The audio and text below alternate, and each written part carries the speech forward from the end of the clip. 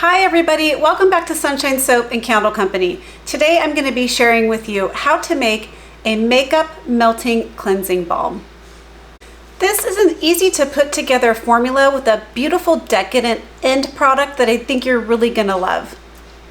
In this video today, I'm going to be going over my full visual process and step-by-step tutorial of how to put together this cleansing balm. I'm also going to be talking about the ingredients that I'm using and why I'm using them. If you would like the full written recipe with a full detailed step-by-step tutorial, please head on over to my Patreon campaign. I'll go ahead and put the link to my campaign in the description box below for you, and you can find the whole recipe and links to everything that you need to purchase the materials and supplies necessary for this project all over on my campaign.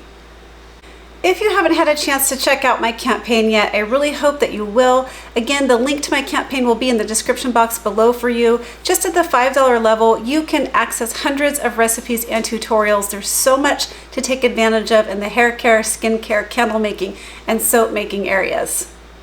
This month marks the 5-year anniversary since the launch of my campaign, and we've built a wonderful community of makers over there. It's a great way to connect with me and also other makers. We offer lots of benefits, including coupon codes to my favorite suppliers upon sign up, like Makesy.com and OnlineLabels.com. All right, let's get started.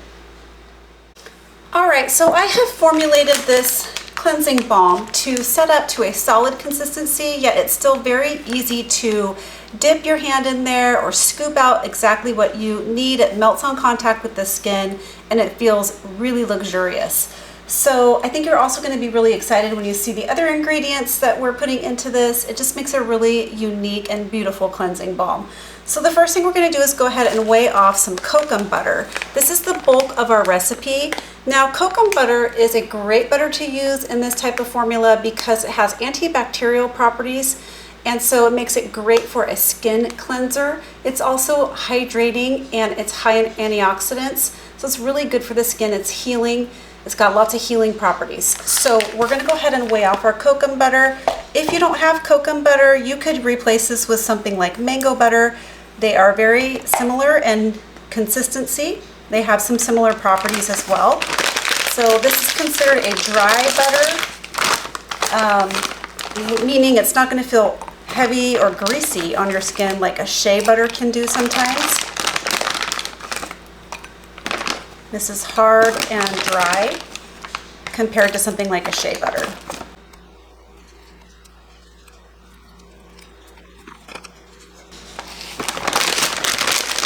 Okay, so we're going to go ahead and set this aside. That's going to be it for the solid material that's going into this cleansing balm. So we're not adding any waxes, beeswax, rice bran wax, or cerebellinas, because we want to make sure that this is a very easy to glide onto your skin formula. So we don't want any draggy feeling to it at all. So the next thing we're going to do is go ahead and weigh off the liquid ingredients that are going into this formula into this small container here. We're just making a small 100-gram batch today.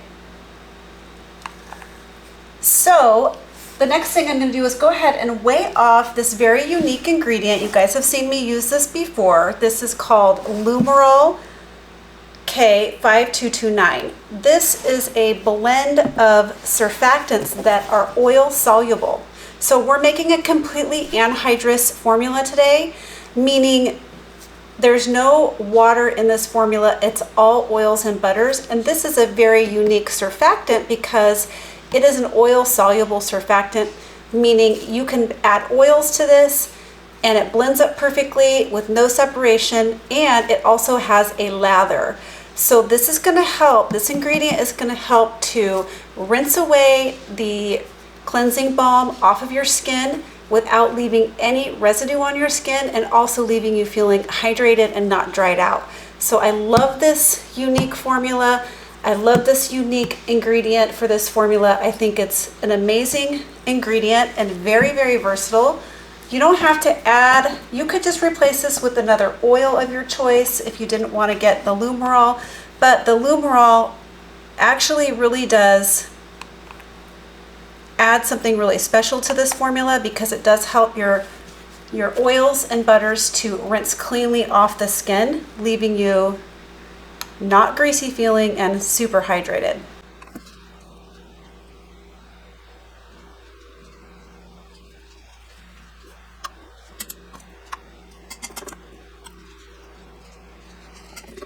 Okay, next we're going to be adding in some jojoba oil.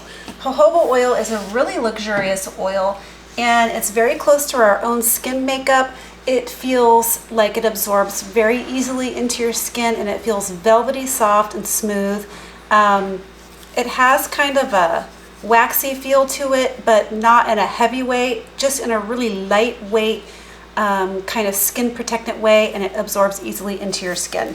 So jojoba oil is also very nourishing and used in a lot of higher end hair care and skincare items. So we're going to go ahead and add in our jojoba oil.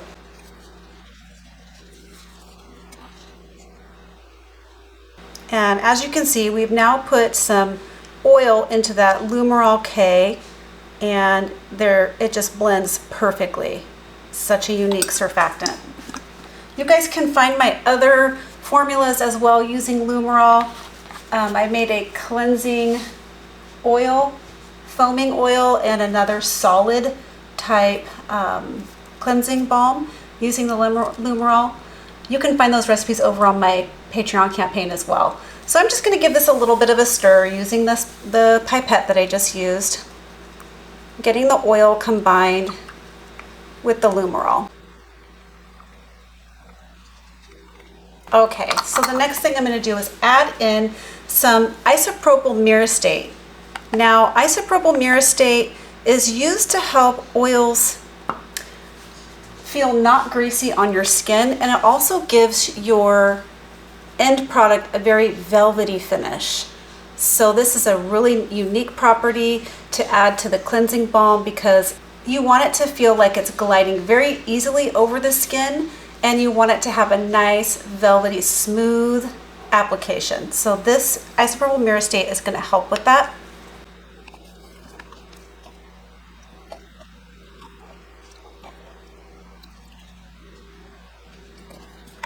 Next, we're going to be adding in an antioxidant. And my antioxidant of choice today is vitamin E. And we're just adding this in because we are wanting to preserve the shelf life of the oils. This is not a preservative. We're not going to be using a preservative today because I'm just making a personal batch of this for myself. But I am using a little vitamin E to preserve the shelf life of my oils. If I was going to sell this product, I probably would add a preservative to it. And I probably wouldn't ship this product over the summertime months because I would be scared it would melt. Okay, the last thing we're going to add to our liquid ingredients is some essential oil. I'm using orange essential oil today, and this is for two reasons. The orange essential oil is going to give it a really nice color, and it smells wonderful. It smells so fresh in a cleansing balm to have orange essential oil in there. And orange essential oil also has some cleansing properties. So it smells great, and it's also functional, and it's going to add a little bit of color to our balm. Okay, so I'm going to go ahead and set this aside. Get everything mixed in. Make sure that vitamin E is all mixed in. I'm going to set this aside, and then I'm going to go ahead and chop up these pieces of cocoa butter into smaller bits, some of the bigger chunks into smaller bits, and then I'll be right back. All right, so I've chopped that up into smaller bits because we're going to go ahead and warm this up slightly. So the point is to soften up the cocoa butter, not completely melt it. So I'm going to go ahead and pop this in the microwave for maybe 15-second bursts until this gets softened enough for me to stir in the liquid ingredients. So I'll bring it right back when we get to that point. I just want to show you because the technique here is important in putting together this cleansing balm. So I've had it in the microwave for just a 30-second burst at first. And then I have kind of a stiffer spatula here that I am just now stirring it up and kind of getting the heat evenly distributed. We're just wanting to soften this kokum butter. We're not trying to melt it. And it's also important to use a container that's got some sort of insulation, like a Pyrex. It's going to help keep the heat more evenly distributed. And so also is going to help when we add in the liquid oils here. It's also going to help this formula to not seize up right away. So I'm just kind of stirring the kokum butter. This is, again, after only 30 seconds of heating in the microwave. I'm not trying to overheat this. You could put this on a double boiler system if you didn't want to put it in the microwave. So I'm going to pop it back in the microwave for probably another 10-15 seconds, and I'll bring you back. All right, so that was after another 15 seconds. As you can see, it's getting nice and soft. I'm trying to work out these lumps and these little bits of kokum butter so that it can easily take the liquid ingredients and as you can see, I'm getting to that consistency now. It's a lot easier if you make your kokum butter into small chunks like I showed you. It's already getting to a nice soft texture. Again, we're just trying to work out those little chunks. We want to work out all the little chunks of kokum butter and before we start adding in the liquid. So I'll bring you back when this is all ready to take the liquid ingredients. All right, we are now ready to start adding in those liquid ingredients. So this took another 3 times of microwaving on 5-second burst and stirring in between each burst until everything was just softened. So it should look like a cream or a thicker soap trace at this point. Again, we're not trying to melt it all together. And I've switched spatulas to something a little more flexible so I could kind of manipulate those kokum butter chunks a little bit and press them down as they were softening. Okay, so we're going to go ahead and just start slowly adding in the liquid ingredients a little bit at a time. These are room temperature ingredients. I haven't warmed these up at all. So we're just going to start adding in a little bit at a time and we're stirring. Now we're not trying to whip air into this product. It's not a whipped product. We're just, so make sure when you stir that you are kind of keeping contact with the container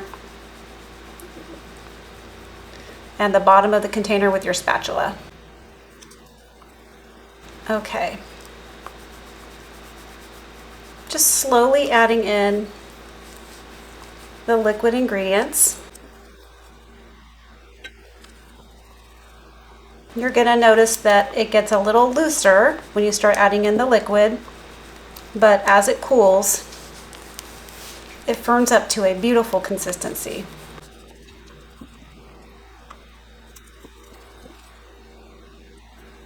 And we're getting that beautiful kind of light orangey apricot color from the beautiful orange essential oil.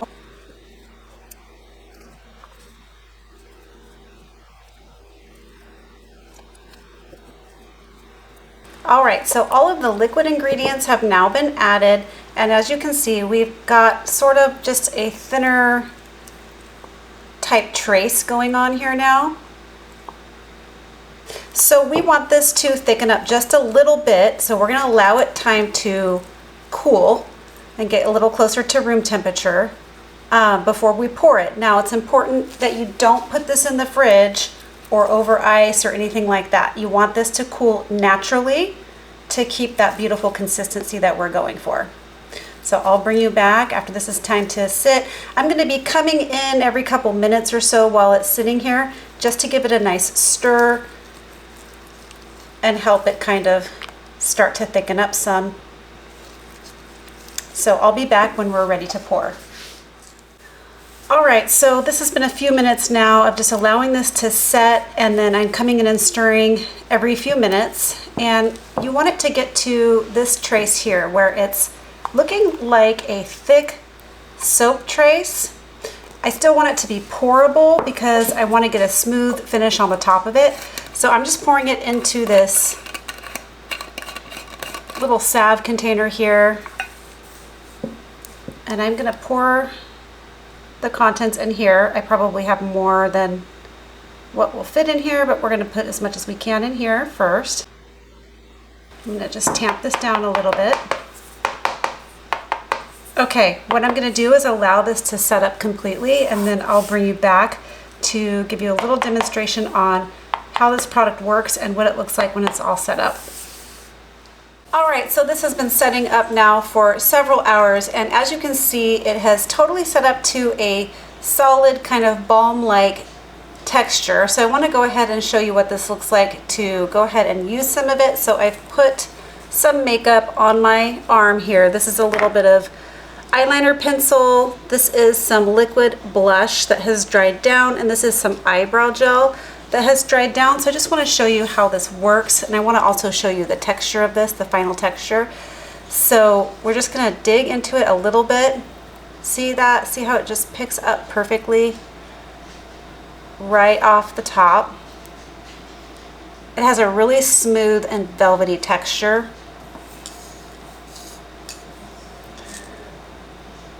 So we're just going to rub it over the makeup.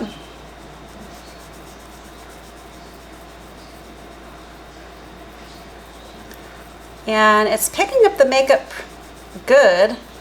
The liquid brow gel is the last to come up. So we're just going to continue to rub a little bit, but as you can see, it's got a really beautiful texture that just melts on contact with your body heat and just doesn't have any sort of dragging sensation. So this will be very gentle on the face. So you're just going to rub it in and cleanse the face gently.